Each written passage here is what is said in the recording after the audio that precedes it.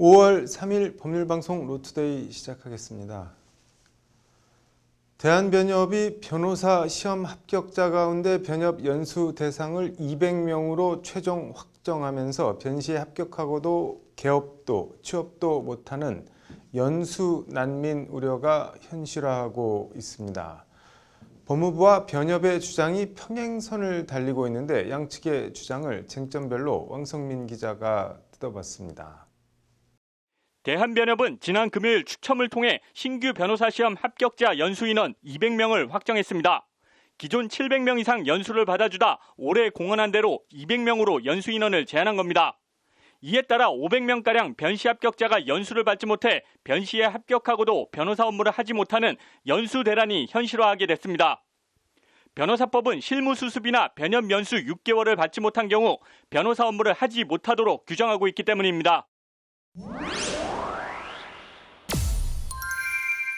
지난 2012년 5억 원으로 책정됐던 변협 연수 국고보조금은 지난해 0원으로 전액 삭감됐습니다. 국고 지원이 없는데 변협 자체 예산으로 700명에 달하는 변시 합격자 연수 예산을 전부 충당하는 건 어불성설이라는 것이 변협의 기본적인 입장입니다. 이와 관련 법무부는 연수 예산 필요성을 주장했지만 국회가 관련 예산을 전부 잘랐다고 항변합니다. 수익자 부담 원칙에 따라 향후 회비를 납부하게 될 예비 변호사들에 대한 교육 비용은 변협이 부담하는 게 맞다는 국회 결정을 뚫지 못했다는 겁니다. 변협은 하지만 해당 예산이 수백억, 수천억씩 하는 것도 아니고 법무부가 자기 변명에만 급급하다고 비판합니다. 변협 연수 국고보조금을 확보하기 위해 법무부가 어떤 노력을 했는지 하나라도 한 게 있으면 얘기해보라는 것이 변협의 반응입니다.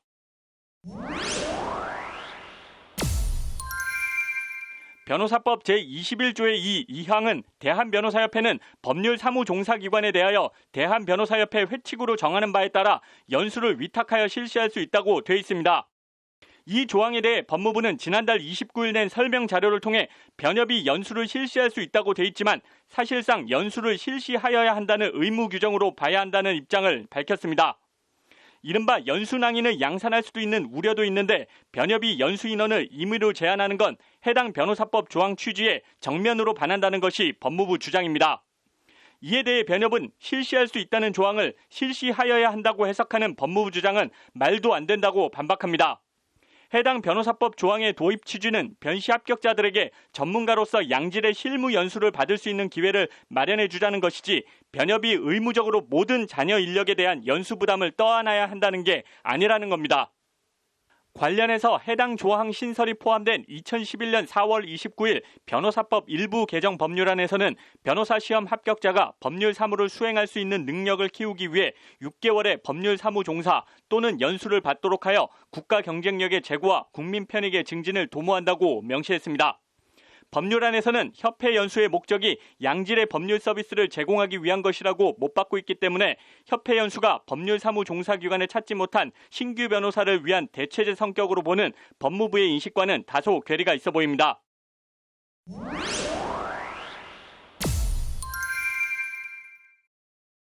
이와 관련 변호사법 제21조의 4항은 연수의 목적을 달성하기 위하여 연수를 받는 변호사의 숫자를 적정하게 하는 등 필요한 조치를 하여야 한다고 돼 있습니다.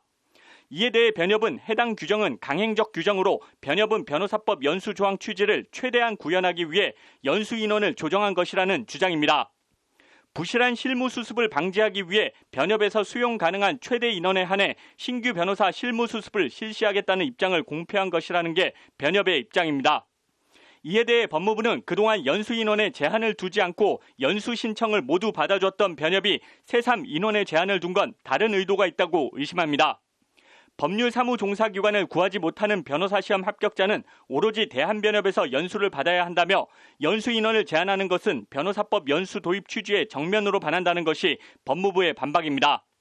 이 밖에도 법무부와 변협은 변시 합격자 연수 인원을 제한한 변협 연수운영위원회 결정의 적법성과 절차상 하자 여부 등에 대해서도 갑론을박을 벌이고 있습니다.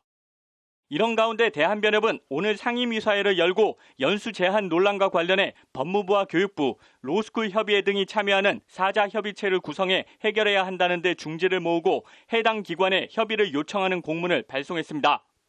변호사 합격자 배출수 확대냐, 감축이냐 등 밥그릇 논란을 넘어 대승적인 협의가 필요해 보입니다. 법률방송 왕성민입니다. 네, 하서정 변호사의 바로 보기. 오늘은 구하라법 얘기해 보겠습니다. 변호사님, 구하라법이 뭔지 좀 설명을 해주시죠. 실제로 이제 구하라 씨의 생모 같은 경우에 구하라 씨가 9살 때 그 집을 나갔고요. 그리고 12년간 그 양육비를 한 번도 지급하지 않았고 또 면접 교섭 의무도 면접 교섭권도 한 번도 행사한 적이 없다고 합니다. 그런데 이 구하라 씨의 사망을 계기로 상속은 받아야겠다라고 하면서 소송을 제기하게 돼서 그 구하라 씨의 유족에 해당되는 분들이 이런 비양심적인 행태를 막아달라라고 하면서 어떤 상속 결격 사유의 개정을 요청을 하게 됐고요. 그 때문에 어떤 국민 청원이 이루어지게 되고 국민들은 10만 명이나 되는 그런 지지 의사를 밝혔고요. 그래서 이제 이에 따라 국회에서는 어떤 입법을 하기 위해서 6개나 되는 어떤 입법안이 발의가 됐었는데 아직까지 그 입법안이 어떤 개정이 되지는 않았습니다. 이게 지금 최근에 입법에 성공한 것은 아닌 거죠, 아직은? 네. 아직 입법이 완료되는 것은 아니고요. 지난 국무회의 때 제4차 건강가정기본계획이 심의에 확정됨으로써 입법에 어떤 첫 발을 내딛었다고 할까요? 사실 이 건강가정기본계획이라고 하면은 앞으로 이제 5년간 그 가족의 정책에 대한 근간을 형성하는 내용인데요. 그것이 대통령이 주재하는 국무회의에서 심의에 확정이 됨으로써 그 내용 안에는 이 구하라법이라고 하는 상속 결격 사유를 개정하는 내용이 포함되어 있고 그 내용에 이제 양육 의무를 미행한 자에게는 상속의 결격 사유로 포함되겠다, 추가하겠다라는 내용이 들어가 있어서 이 내용으로 개정될 것으로 예측할 수 있습니다. 이게 지금 우리 민법이 상속 결격 사유 같은 거를 어떻게 규정하고 있나요? 우리 민법은 현재 4가지로 규정을 하고 있는데 첫 번째로는 그 피상속인이나 또 직계 존속 그리고 그 배우자 등을 살해하거나 살해하려고 하는 자 또는 상해하거나 상해하려고 했던 자 또 유언과 관련해서요. 사기나 강박으로 그 유언을 하게 하려고 하거나 또는 유언을 하려는 것을 방해하거나 또 유언의 철회를 방해한 자 또 유언서와 관련해서 유언서를 파기 은닉하거나 위조 변조한 자 딱 이렇게만 결격 사유로 규정하고 있습니다. 이게 어떻게 보면 상속 결격 사유를 상당히 좁고 엄격하게 적용하고 있네요. 네, 맞습니다. 그래서 이제 여기에 그 양육 의무를 미행한 그런 부모도 상속 결격 사유로 넣자라는 그런 개정 요청이 있는 것이죠. 이게 지금 외국은 어떻게 하고 있나요? 뭐 유사한 입법례가 있나요? 네, 있습니다. 해외에서는 어떤 다양한 방식으로 이런 제한이 있곤 한데요. 중국과 대만은 구하라법과 유사하게 각각 피상속인을 유기학대한 경우에 이렇게 상속인의 분열을 금지하거나 또는 피상속인에게 심각한 학대나 모욕을 한 경우에 피상속인이 이 상속인에게는 상속 재산이 분열되지 않도록 그런 의사를 표시한 경우에 이런 의무라든지 그 의무분이라든지 그 상속분이 분열되지 않도록 하는 규정이 있습니다. 일본도 비슷하게는 상속인을 학대하거나 모욕하거나 또 상속인이 비행을 저지르는 경우에 상속인의 폐쇄 청구를 가정법원에 할 수 있다라고도 규정되어 있습니다. 이게 법안을 만약에 개정을 한다고 하면 뭐 유의해야 될 거나 뭐 유념해야 할 게 있다면 뭐 어떤 게 있을까요? 지금 우리가 그 개정안으로 들어가 있는 것은 양육 의무만 또 규정을 하고 있어요. 근데 그 부모의 양육 의무와 또 직계 비속의 부양 의무가 내용은 사실 비슷하다고 할 수 있는데 어떤 거는 또 결격 사유가 되고 어떤 거는 결격 사유가 안 된다면 문제가 될 수 있고요. 또 한 가지는 부양의 어떤 의무, 양육의 의무가 완전히 이행된 경우, 불완전 이행된 경우, 아예 이행되지 않은 경우 어떻게 구별할 것인가 하는 문제도 되고요. 또 그 상속은 사실상 어떤 의무를 이행한 거에 대한 보답적인 차원에서 재산의 분여가 아니거든요. 상속은 피를 따라 흐르는 정당하게 분여돼야 할 사람한테 정당하게 찾아가는 어떤 그런 의미라고 할 수 있는데 만약에 지금 같은 경우는 상속인이 동순위의 상속권자였는데 한쪽은 의무를 이행했고 한쪽은 이행하지 않았기 때문에 지금 규정이 굉장히 타당하게 느껴질 수도 있는데 만약에 그 첫 번째 1순위의 상속인이 한 명이고 그 상속인은 부양 의무라든지 양육 의무를 이행하지 않아서 이 사람은 결격이 되고 그 다음 순위의 원친에게 상속권이 넘어가게 될 경우에는 그 아주 가까운 사이여서 부양 의무나 양육 의무가 부과된 사람에게 그 의무가 미이행됐다고 네. 해서 그 권리를 박탈하는 것과 처음부터 먼 친척 관계이기 때문에 의무조차 부과되지 않았고 마찬가지로 그런 의무나 어떤 도움을 준 적이 없는 사람이 있을 때 네. 과연 피상속인의 의사가 자신의 근친보다 원친한테 자신의 재산이 가는 것을 원할 것인가, 또 그것이 상속인의 상속법의 법리에 과연 맞는 것인가 하는 문제도 있거든요. 이런 사례를 통해서 촉발될 수 있는 문제는 있겠지만 네. 그 한 사례를 통해서 법이 제정되게 돼버리면 다른 아우르는 상황에서는 또 어긋나게 되는 경우도 있어서 이런 법의 제정은 좀 신중할 필요가 있다는 저는 그런 의견을 갖고 있습니다. 이게 어느 한 면만 볼 거는 아닌 것 네. 같네요. 네. 네. 뭐 아무튼 뭐 합리적으로 많은 사람들이 좀 수긍할 수 있는 뭐 대안이 마련됐으면 좋겠네요. 오늘 잘 들었습니다. 네, 감사합니다.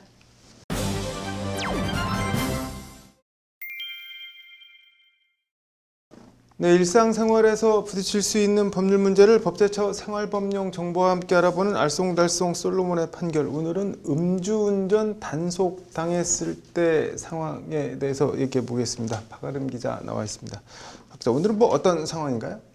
네, 술만 먹으면 네. 운전대를 잡는 나쁜 습관을 가진 나인우 씨는 네. 서울의 한 도로에서 네. 또다시 무면허 음주운전을 하다 경찰에 적발됐습니다. 네. 당시 나인우 씨의 혈중 알코올 농도는 네. 0.254%의 만취 상태였는데요. 네. 이미 음주운전으로 여러 번 처벌받은 전력이 있는 나인우 씨는 네. 처벌을 두려워한 나머지 네. 동생의 신분증을 경찰 단속관에게 그 자신의 것인 것처럼 제시했습니다. 네. 경찰은 PDA 개인용 네. 정보 단말기에 단속 내역을 입력한 후에 서명을 요구했고 네. 나인우 씨는 동생이나 자신의 이름을 정확히 기입하는 대신 네. 운전자 서명란에 의미를 알 수 없는 부호를 기재했습니다. 네. 하지만 나인우 씨는 결국 네. 사서명 위조 사문서 행사 등의 혐의로 재판에 네. 넘겨진 상황입니다.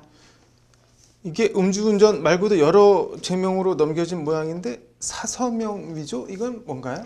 사서명 위조죄는 네. 사인, 즉 서명 등의 위조, 그 부정사용을 말하는 것으로 네. 형법 제239조에서 규정하고 있습니다. 네. 형법 제239조 사인 등 위조, 부정사용 제1항은 네. 행사의 목적으로 타인의 인장, 서명, 기명 또는 기호를 위조 또는 부정사용한 자는 네. 3년 이하의 징역에 처한다고 규정합니다. 네. 또 이 항에선 위조 또는 부정사용한 타인의 인장, 서명, 기명 또는 기호를 행사한 때에도 전항의 형과 같다고 규정하고 있습니다. 네. 사서명 위조죄는 네. 사문서 위조죄와 혼동되는 경우가 많은데 네. 형법 제231조의 사문서 위조죄의 경우 행사의 목적으로 권리, 의무 또는 사실 증명에 관한 타인의 문서 또는 도화를 위조 또는 변조한 자는 5년 이하의 징역 또는 1,000만 원 이하의 벌금에 처한다고 규정합니다. 네. 즉 사서명 위조죄가 더 중한 범죄인 것입니다. 이게 그러니까 누군지 모르게 그 사인을 했다. 뭐 그러니까 쉽게 얘기하면 그 죄가 상당히 중하다. 뭐 이런 건가 보네요. 네, 이번 사안의 경우에는 네. 나인우 씨가 서명란에 동생의 이름 대신 네. 그 알 수 없는 부호를 기재했기 때문에 네. 사인 등을 부정한 사용한 경우에 처벌하는 네. 사서명 위조죄에 해당할 수 있느냐가 문제입니다. 네. 즉 PDA의 음주운전 단속 결과 통보 중 그 네. 운전자 서명란에 타인의 네. 기명 없이 네. 의미를 알 수 없는 부호를 기재한 경우에도 사서명 위조 및 위조 사서명 행사죄가 성립하는지 여부가 쟁점인 상황입니다. 이 뭐 상당히 좀 어려워 보이기도 하는데 양측 입장은 어떤가요? 그 운전자 서명란에 다른 네. 사람의 이름을 적지도 않았고 네. 그냥 아무런 의미 없는 부호만 기재했기 때문에 사서명 위조 및 위조 사서명 행사죄에 해당하지 않는다. 음주운전은 인정하지만 사서명 위조죄는 아니다라는 게 나인우 씨 측 입장입니다. 네. 반면 검사 측에선 네. 운전자 서명란에 동생의 이름 네. 대신 의미를 알 수 없는 부호를 기재했다고 하더라도 동생의 서명을 위조한 것에 해당하니 당연히 사서명 위조 및 행사죄가 성립한다고 주장하고 있습니다. 네. 이게 쉽게 말하면 서명, 뭐 사인 위조죄라는 거 같은데 이게 뭐 관련 판례 같은 건 어떻게 돼 있나요?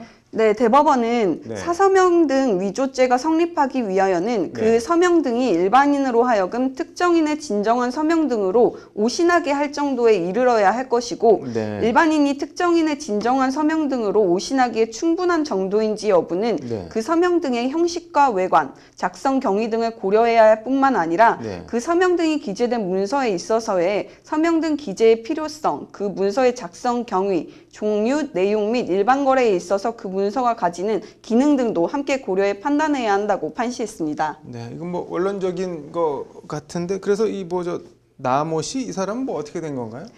네, 그 처벌을 결국 받았는데요. 네. 대법원은 위 법리에 비추어서 네. 휴대용 정보 단말기에 표시된 음주운전 단속 결과 통보에 네. 운전자 서명란에 동생의 이름 대신 의미를 알 수 없는 부호를 기재한 행위는 네. 동생의 서명을 위조한 것에 해당한다고 하여 이를 유죄로 인정한 원심 판결에 수긍했습니다. 네.